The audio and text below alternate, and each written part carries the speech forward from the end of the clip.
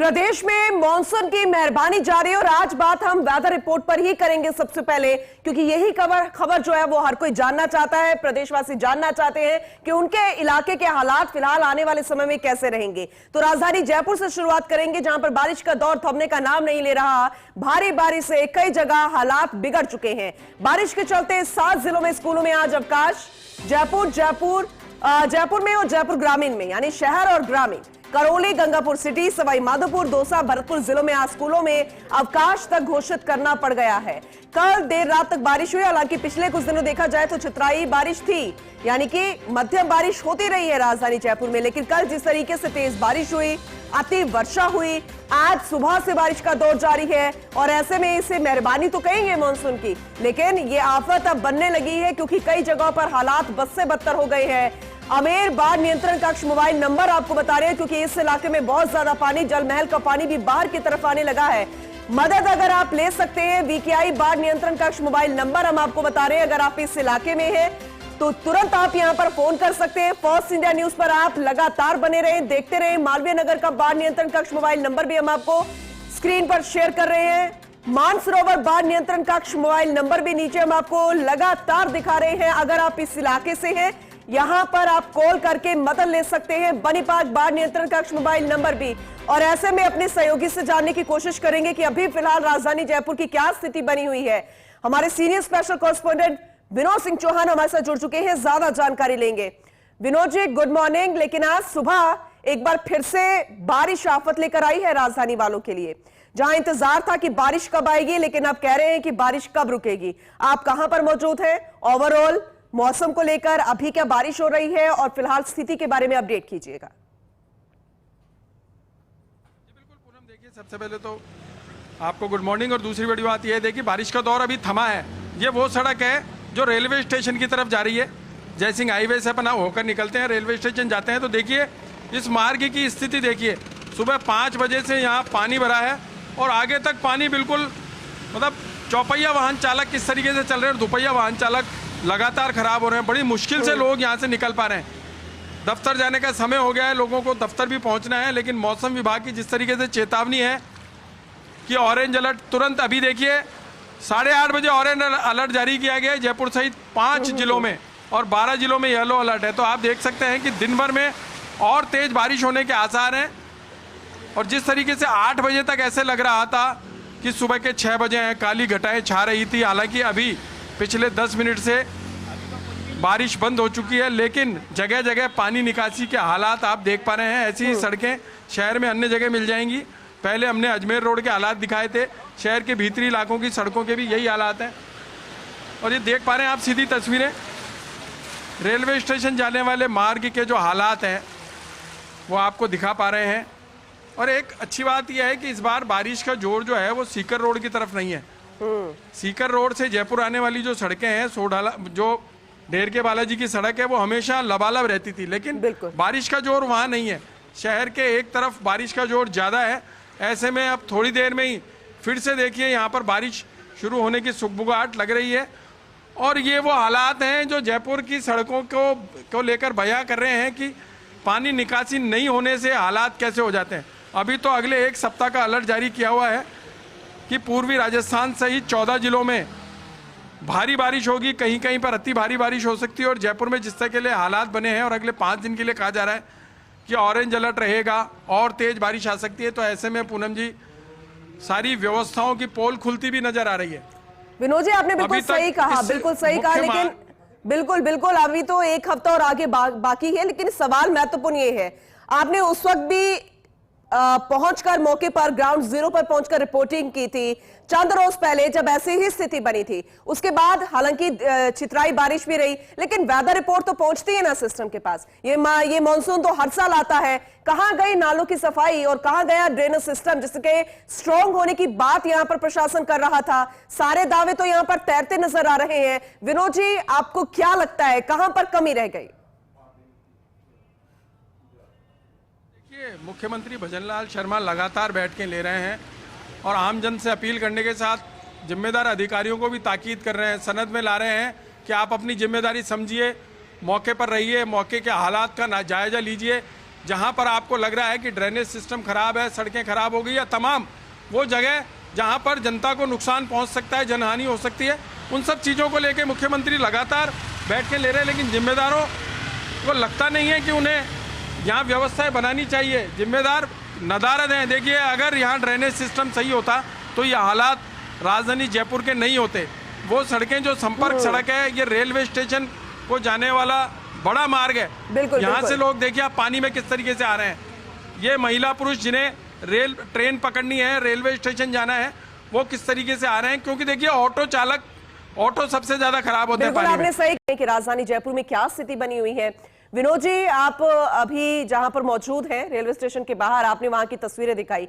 सवाल यही है कि बहुत ज्यादा पैसेंजर काफी संख्या में यहां पर पहुंच रहे होंगे, कभी ऑटो के जरिए आ रहे होंगे, कोई टू व्हीलर के जरिए आ रहे होंगे, कोई अपनी गाड़ी लेकर आ रहा होगा, तो कितनी मुश्किलों का सामना उन्हें यहां पर करना पड़ रहा है। और क्या पटरियों पर भी पानी आ गया है, क्योंकि ज्यादातर ऐसी भी समस्या उत्पन्न हो जाती है ज्यादा बारिश हो तो। जी पूनम, देखिए आपने सही कहा, लेकिन बड़ी बात यह है कि जिस तरह का पानी भरा है तो हमारा वाहन भी इस पानी में ही बंद हो गया है जी। जिस तरीके से लगातार वाहनों को यहाँ परेशानी झेलनी पड़ रही है। और सुबह दोपहर, मतलब आपको ये बता दें, कल दोपहर से पानी का यहाँ सिलसिला जारी हुआ था, और आज देर रात जो 3 बजे बारिश हुई थी, 5:30 बजे तक 2.5 घंटे की बारिश ने फिर से इस सड़क को लबालब कर दिया था, और 6 से 7:30 बजे तक फिर तेज़ बारिश के चलते ये हालात बन गए हैं, और यहाँ से निकलने वालों को खासी परेशानी उठानी पड़ रही है। बड़ी बात यह है, देखिए वर्षों पहले तक यहाँ ड्रेनेज की व्यवस्था थी, लेकिन सिस्टम गायब होने के बाद अब सिस्टम फैल नजर आ रहा है। यहीं से जिला कलेक्ट्रेट का रास्ता जाता है, 2 तरफों से जिलाधीश कार्यालय का रास्ता जाता है।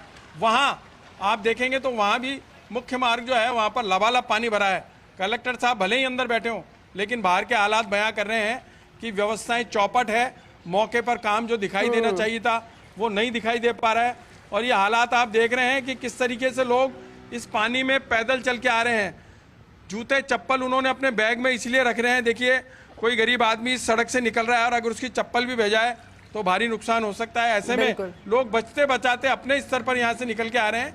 पानी भरा है, लेकिन यहाँ व्यवस्था को अंजाम देने के लिए ना तो कोई पुलिसकर्मी है, ना सिविल डिफेंस की टीम है, ना जिला प्रशासन का कोई अधिकारी है, कर्मचारी है, ना ही लोगों को गाइड करने के लिए बताया जा रहा है कि आप यहाँ से ना निकलें, क्योंकि सड़क के नीचे कितना बड़ा गड्ढा होगा, किस तरह की सड़क टूटी हुई होगी, कोई कुछ कह नहीं सकता।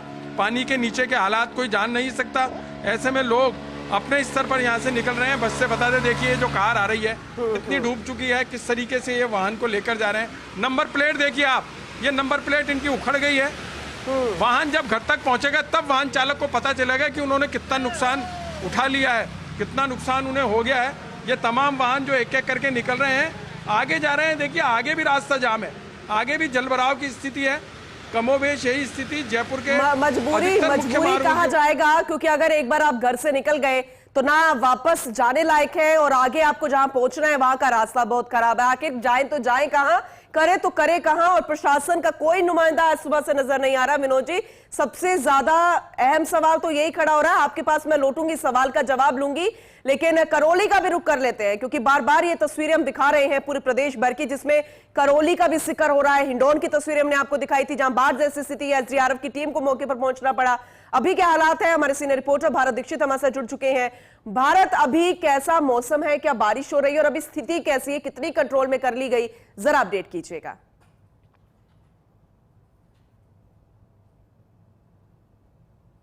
देखिए बिल्कुल पूनम, आपको बता दूं कि पूर्वी राजस्थान में लगातार बारिश का दौर जारी है। ऐसे में कई ऐसे शहर हैं जो बाढ़ की हालात में यानी कि जूझ रहे हैं। अगर बात की जाए करौली की, बात की जाए हिंडौन की, बात की जाए, इस वक्त मैं मौजूद हूं करौली के एक ऐतिहासिक स्थल रणगंवा ताल की, जहां की तस्वीर से मैं आपको रूबरू कराना चाहूंगा कि ये देखिए रणगंवा ताल करीब 50 साल का इतिहास है कि इतनी बड़ी मात्रा में पानी है वो यहाँ पर आया है।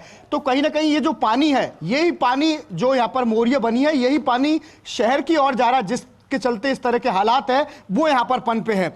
और आपको बता दूं कि अभी भी शहर में कई जगह जलभराव की स्थिति है, घरों के अंदर पानी है। मेरे सहयोगी जो कि पल पल की रिपोर्ट करौली से यहाँ पर दे रहे हैं, मनोज जी भी मेरे साथ मौजूद है। मनोज जी, करौली के इतिहास की बात करें तो कब ऐसी स्थिति पैदा हुई कि ये रणगंवा जो ताल है वो इतनी मात्रा में पानी भर गया था? जी बिल्कुल, मैं बताना चाहूँगा भारत, देखिए ये रनगमा तालाब जो है वो ऐतिहासिक पर्यटन स्थल है और रियासतकालीन में निर्मित है। पिछले 5 दशक की बात करें, जो बुजुर्ग लोग हैं उनका भी कहना है कि इतना उच्चतम जल स्तर जो इस तालाब में पहुंचा वो पिछले 5 दशक में कभी नहीं पहुंचा। और जहां तक बात करें इतना जल भराव स्तर हुआ, मोरी मार्ग में अवरोध और अतिक्रमण होने से पानी नहीं निकल पाया और एक तरह से ताल की सुरक्षा को भी खतरा होने लगा है। और ताल की जो सुरक्षा दीवार है, ताल की पाल है, उसका एक काफ़ी बड़ा हिस्सा पिछली 2 बार की बारिशों में क्षतिग्रस्त भी हुआ है, जिसको लोग जो हैं वो ताल की सुरक्षा को लेकर भी चिंतित होने लगे हैं।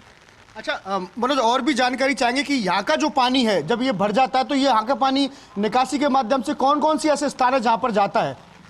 देखिए, इसमें सबसे बड़ी बात यह है कि इस तालाब के साइड में, राइट साइड में 2 तालाब और बने हुए हैं, एक आमली वाला तालाब और एक बड़ वाला तालाब। ये रनगमा तालाब जो है, इसका पानी मोरी से निकलकर 3 दरवाजा क्षेत्र में पहुंचता था और इसके बाद में इन तालाबों का पानी इसमें आता था और इसके बाद में इसका अलग से एक मोरी मार्ग था जो भट्टा पे होकर निकलता है, वहाँ से ये पानी निकलता था।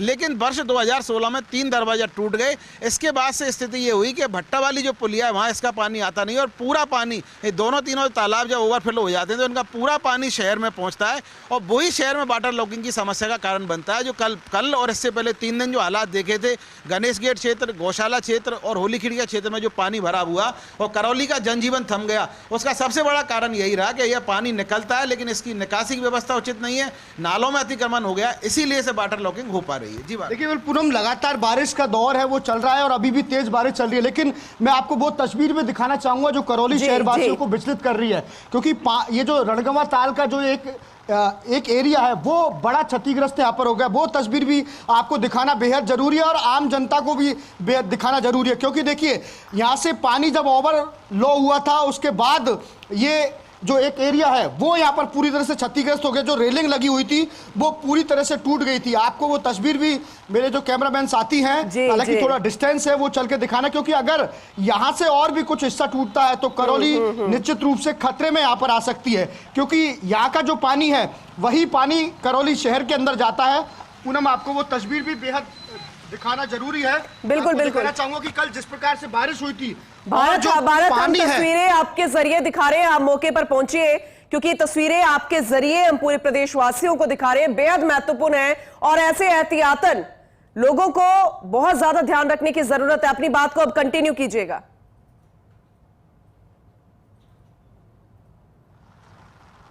देखिए पूनम, ये देखिए, ये आप तस्वीर है, ये रणगमा तार का एक एरिया है जहां से कल अगर बात करें तो कल ऊपर से पानी निकला था, जिसके चलते ये देखिए ये जो इस तरह जो एरिया है ये पूरी तरह से क्षतिग्रस्त हो गया। और इसकी जो गहराई की अगर बात करें तो करीब 100 से 125 फीट गहरा है ये एरिया है। आप देखिए रेलिंग कितनी दूर टूट कर जाकर है वो यहाँ पर गिरी। आप इससे अंदाजा लगा सकते हैं कि जो पानी का जो बहाव था वो किस कदर पानी यहाँ पर आया होगा। और यही पानी है जो करौली शहर के अंदर जाता है और यही नहीं, इसके अलावा और भी एरिया है जो पूरी तरह से क्षतिग्रस्त यहाँ पर हुए थे।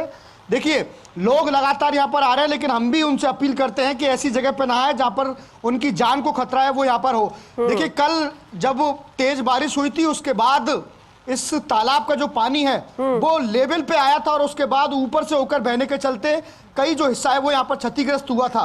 प्रशासन ने एहतियात के तौर पर हालांकि मिट्टी के कट्टे लगाए, लेकिन वो नाकाफी साबित हुए हैं। ये देखिए दूसरा एरिया भी मैं आपको दिखाना चाहूंगा कि पानी इस वक्त करौली में आफत बनकर यहाँ पर टूट रहा है। ये देखिए बड़ा जो एरिया है वो पूरी तरह से क्षतिग्रस्त यहाँ पर हुआ है, तो आप अंदाजा लगा सकते हैं कि कितनी मात्रा में जो पानी है वो यहाँ से होकर निकला था। मेरे सहयोगी मनोज लगातार यहाँ पर बने हुए। मनोज, ये तस्वीर भी हमने पहले फर्स्ट इंडिया को दिखाई थी, अगर ये एरिया टूटता है तो करौली के लिए कितना खतरनाक हो सकता है, वो चीज आप बताइए। जी बिल्कुल, यह चीज कल्पना से परे है। यदि यह हिस्सा टूटता है और ताल को यदि कोई क्षति होती है तो फिर क्या नुकसान होगा, क्या जनहानि होगी, उसकी कल्पना करना एक तरह से परे है, क्योंकि ताल में भारी मात्रा में पानी भरा हुआ है। और यदि फर्स्ट इंडिया के माध्यम से, और फर्स्ट इंडिया ईश्वर से यही प्रार्थना करता है किसी प्रकार की ऐसी जोखिम ना आए और जिम्मेदार जल्दी जागें और जो हिस्सा डैमेज हुआ है उसकी मरम्मत कराई जाए। वास्तविक स्थिति जो है वो ये है, ताल का एक सीपेज मार्ग जो है वो रियासत काल की स्थापत्य कला का नमूना है कि ताल का जो सीपेज का जो हिस्सा है